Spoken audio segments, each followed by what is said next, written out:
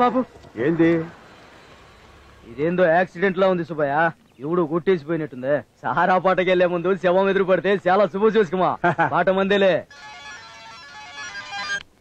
Hello, ఏమ్రా, నేను పాటకు రాకూడదా? నీ శవడాలు తీర్చా. ఏమనుకున్నావా? ఈ రవణాటేటే బాంబుకు బలైతావు. యాక్సిడెంట్ లో ఉంది, మనకెందుకు? ఏమనుకున్నావురా? పాటకెళ్లే ముందు మనిషి నెత్తురు మీద నుంచి వెళ్తే జయమో. ఏమిరా, చుట్టుపక్కల ఎవరు కనపడరు? రండి, మనమే పక్కకి ఇచ్చేద్దాం. రండి, పట్టండి. సుబ్బయ్య, నువ్వు వసేయి. అట్నే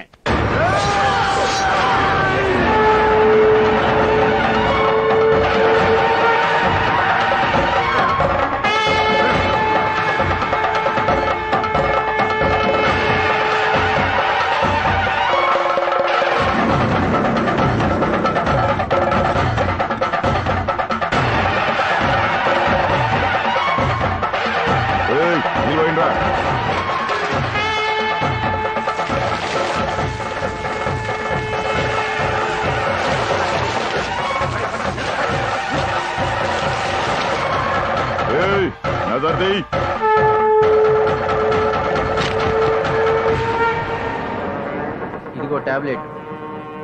ఇది కర్నూలుదండి. ఇది విజయవాడ 2 టౌన్ తాలూకా పేమెంట్. ఇది ఇందాక మటర్ తాలూకా బ్యాలెన్స్. ఇది ఆయన అంపారు. నాన్న, ఏంటిది? సినిమా హీరో కొడుకు హీరో అవుతున్నాడు, రాజకీయ నాయకుడు కొడుకు రాజకీయ నాయకుడు అవుతున్నాడు. నేనెంత పెద్ద గుండా కొడుకుని చక్కగా మడ్రలు చేయగలను. మరి నన్ను ఎప్పుడు పెద్ద గుండా చేస్తానన్నా చెప్పు నాన్న, ఎప్పుడు? ఇగో నాన్న, గుండాలకు కావాల్సింది నరకడానికి ధైర్యమే కాదు, ఇంకో గుండా చేతుల సావనికి కూడా ధైర్యం కావాలి. ఆడోళ్ళు మన కొద్ది డేంజర్. రేపులు తగ్గించు. ఏం తగ్గిస్తాడు? రోజుకి ఇప్పటికే 10 దాటిపోయినాయి కూడా వదిలిపెట్టట్లా. ఇప్పుడు అది అవసరమా? ఆ పద్దులు నువ్వు రాసుకో, నా పద్దులు నీకు అనవసరం. నమస్కారం అండి బుద్ధులు గారు. ఎవరు నాన్న? కరకద్దం కన్నారావునండి. మన బంజారా హిల్స్ లో అప్పిడి పీతాన్ దగ్గర 4 ఎకరాలు జాగా కొన్నానండి. Full payment ఇచ్చేసినానండి. తర్వాత రిజిస్ట్రేషన్ చేయమంటే ఇవ్వాలంటాడు, రేపు అంటాడు, చేస్తానంటాడు, చేయడు. ఇలా 2 ఏళ్ళు అయిపోయిందండి. ఇంకోటికి బేరం పెట్టినట్టు కూడా తెలిసిందండి. ఓహో, మరంచేత మీరుగా నాడు పిల్ల కట్టుకుని నా పేరు రిజిస్ట్రేషన్ చేయించేస్తే ఈ 10 లక్షలు మీకు ఇద్దాం తెచ్చుకున్నానండి. చూసుకుంటే 10. అది ఇప్పుడు ఎన్ని కోట్లు చేస్తుంది నాన్న? అప్పుడు మనం కొన్నప్పుడు ఎకరా 4 లక్షలు ఉండేదండి. ఇప్పుడు మొత్తం 6 కోట్ల దాకా పాకేసిందండి. 6 కోట్ల? వెర్రిబోగులలో ఉన్నారా? ఇంకా ఏడా దాగండి. ఎకరా 6 కోట్లు చేసి చూపిస్తాను. సరే, ఓ 10 లక్షలు తీసుకుంటాంలే. మీరు తీసుకోవడం అయితే 10 లక్షలుగా సైడ్ తీసుకుంటున్నా, మనకు రిజిస్ట్రేషన్ చేసేనా? నేను ఒప్పుకోను అంతే. కోట్ల మీద వ్యవహారం. అయినా నన్ను రిజిస్ట్రేషన్ చేయించుకుందుకు వచ్చినాను, నీకు చేసేదానికి రానేదు. నువ్వు నా దగ్గరకు వచ్చినాక నేను చెప్పినట్లే వినాలి నాన్న. 10 లక్షలు ఇస్తానన్నా కదా? 10 కోట్లు ఇస్తానన్నట్టు చెప్తావేంటి? 10 లక్షలనే. ఇక్కడ నేను చెప్పిందే జరగాల. ఇంకా రిజిస్ట్రేషన్ అవనేదే. పిలిపించి రిజిస్ట్రేషన్ నేను చేయించుకుంటా. నా 10 లక్షలైనా నాకు ఇప్పిస్తాను. నాకు పైసలు నీకు వచ్చినావు కదా, నేను తీసుకోలే కదా. అంటే ఈ 10 నేను ఇచ్చినట్టే కదా? ఇచ్చినట్టే. ఇది మీరు ఇచ్చిందే కదా.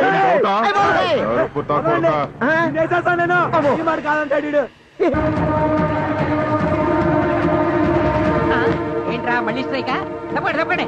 ఏంటమ్మా మీరు కూడా చూడండి, నెత్తి మీద ఎన్ని వెంట్రుకలు ఊడిపోయాం. నెలకి 1 strike allowed.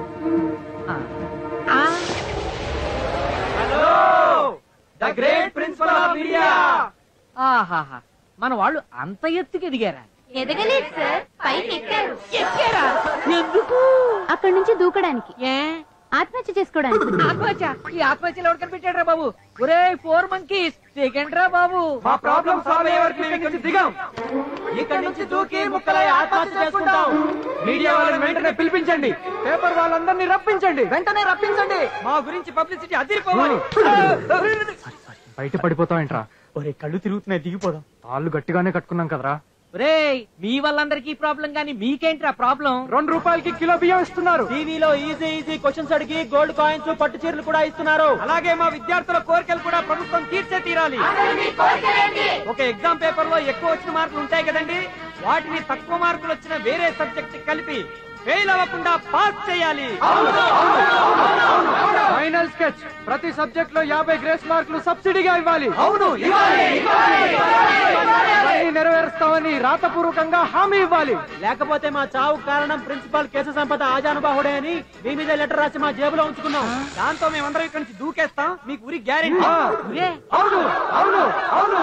Welcome back to RGMFM. Light cool. ఇప్పుడు గనక ఆ 4 monkeys ఉరికితే ఎన్ని కాళ్ళు విరుగుతాయి, ఎన్ని చేతులు విరుగుతాయి, ఎన్ని పళ్ళు రాలుతాయి, మూతులు పగులుతాయా, బాడీలో ఏ పార్ట్స్ మిగులుతాయి? ఒక కాలు ఒక చెయ్యి అయితే ఏ అని టైప్ చేయండి, 2 మూతులైతే బి అని టైప్ చేయండి, ఏ పార్ట్ మిగలదంటే సి అని టైప్ చేసి 6060 కి SMS చేయండి. Sorry for the break. ఏంటి బాయ్స్ ఏం చేస్తున్నారు? SMS ఐశ్వర్యరాయ్కి కళ్ళెన్ని, అక్కినే నాగేశ్వరరావు ఇంటి పేరేంటి, ఆవు పాలు ఏ జంతువు ఇస్తుంది, ఇలాంటి సిల్లీ ప్రశ్నలు వేసేది ఎందుకో తెలుసా? టీవీ వాళ్ళు, నెట్వర్క్ వాళ్ళు జనాల డబ్బు దోచుకోవడానికి. పిచ్చి లేని వాళ్ళంతా పిచ్చాసుపత్రిలో ఉంటున్నారు, పిచ్చెక్కిన వాళ్ళంతా బయట ఉండి ఇలా పిచ్చి పనులు చేస్తున్నారు. మంకీ బాయ్స్ కమ్ ఆన్, ఐసే దిగరండి. పిచ్చి వాళ్ళం కాదు, ప్రాణాలు ఇచ్చే త్యాగజీవులం. ఒరే కరీం, ఏమైందిరా?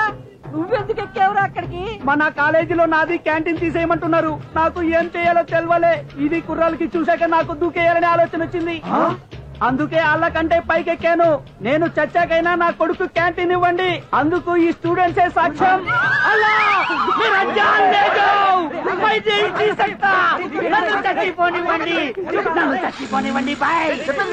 నువ్వెందుకురా దూకడం? నువ్వు దూకితే నువ్వు దూకేవనుకోరు, నేను తోసేస్తాం అనుకుంటా. మమ్మల్ని బొక్కలో వేస్తారు. ఎలాగూ దూకి చేస్తున్నారు. మీది సవాళ్ళు ఏ బొక్కలో పెడితే ఏంటి? డ్రామా బాబు, పబ్లిసిటీ కోసం.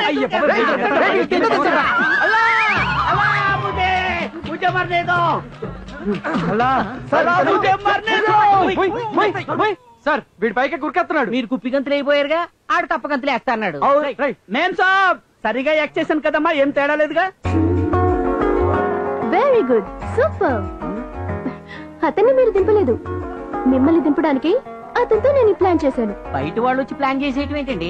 నా స్టూడెంట్స్ గురించి నేనే ప్లాన్ చేసుకోవాలి. అందుకే నా స్టూడెంట్స్ గురించి నేనే డెసిషన్ తీసుకున్నా. అంటే నేను ఈ కాలేజ్ కి న్యూ లెక్చరర్ గా వచ్చాను. This is my appointment order. అడుగు పెట్టిన వెంటనే చూడండి, ప్రతి దానికి రాజకీయ నాయకులు ఉద్యమాలు, ధర్నాలు చేసి వాటికి విలువ లేకుండా చేస్తున్నారు. కానీ స్టూడెంట్స్ ఎప్పుడు ఏ ఉద్యమానికైనా ఊపిరిగా నిలిచారు. ఎన్ని అజిటేషన్లు చేసినా మనకు ఉక్కు ఫ్యాక్టరీని తెచ్చారు. అస్సాంకి ముఖ్యమంత్రి అయ్యారు. వాళ్ళ ప్రాణాలిచ్చి అమరజీవులయ్యారు. బట్ మీలా బఫూన్లు కాలేదు. అందుకే ఈ బఫూన్స్ కి ఇప్పుడే టీసీ ఇచ్చి పంపించేస్తాను రే. నో సార్, మనం వాళ్ళు తప్పులు చేస్తే శిక్షించే పోలీసులం కాదు, వాళ్ళ తప్పుల్ని ఒప్పుల్ని చేసే lecturers. Correct correct madam, correct. చాలా బాగా చెప్పారు. స్టూడెంట్స్ అర్థం చేసుకోలేని లెక్చరర్స్ ఏ సెక్షన్ ప్రకారం చూసిన క్రిమినల్స్. సో మీకు పాఠాలు చెప్పే ముందు అవి మీకు ఎలా చెప్తే నచ్చుతుందో నేను తెలుసుకోవాలి. మనమంతా ఫ్రెండ్స్ అయిపోవాలి. అందుకని ఈ క్షణం నుంచి నేను మీలో ఒక స్టూడెంట్ అయిపోతాను. మీకు ఏం కావాలో తెలుసుకుంటాను, ఎలా చెప్పాలో నేర్చుకుంటాను. హాయ్ బాయ్స్ అండ్ గర్ల్స్, నేనా మీరా? ఎవరు కాల్ చేస్తావో తేల్చుకుందామా?